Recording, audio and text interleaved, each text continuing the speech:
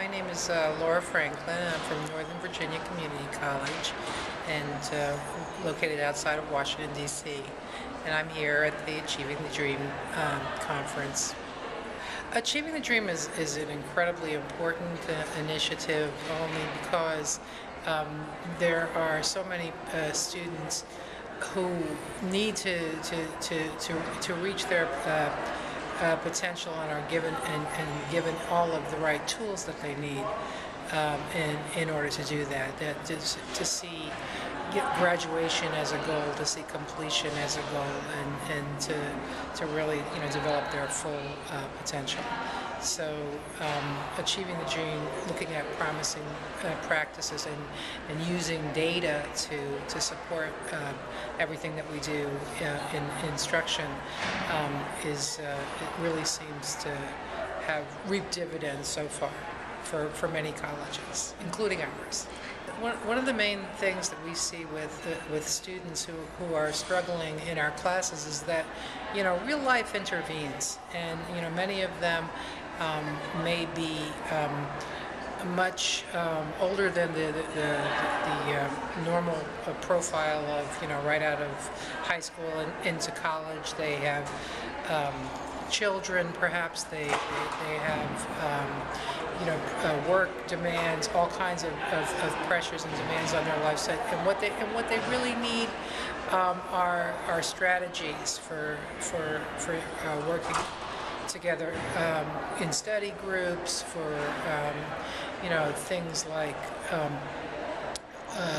using the library, using all of the different tools, including technology, which is increasingly more important these days. The same tools that we use in the community college are tools that they can later implement in their working life, and getting them together with each other and developing those supports that they need is something that we can really work on, and that's just the promises of technology, I would say, is something that really needs to be infused even more in Achieving the Dream. Actually, at this point, our college has been in Achieving the Dream since 2007, so one of the things that I am seeing is that the movement is growing, and the ability to the possibilities for sharing best practices are definitely there, and so this kind of a get-together is extremely important. And the other thing too is that if you rely on data, which this initiative does,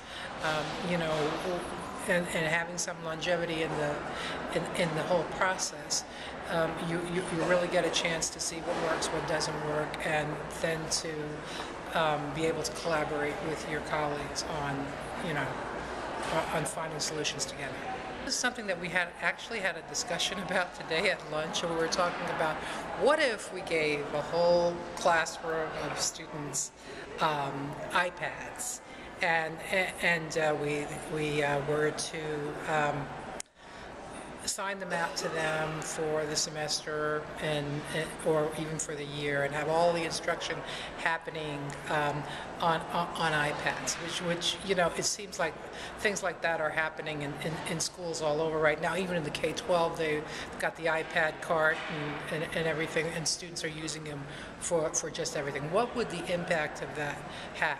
Students seem to have a natural ability to take a technology and to really run with it, but if you think about the number of applications that are being created all the time, the libraries of books that become open to them through the iPad, and then the unexpected uses of that technology that they'll come up with and teach us.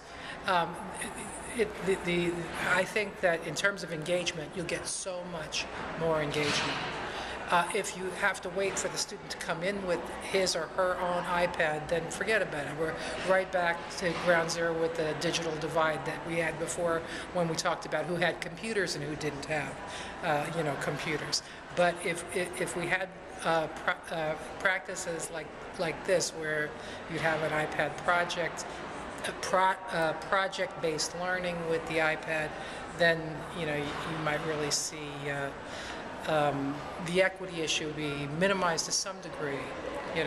But it is one, though, that still lingers in the back of our minds. How are we going to keep this to be equitable? Because that is incredibly important.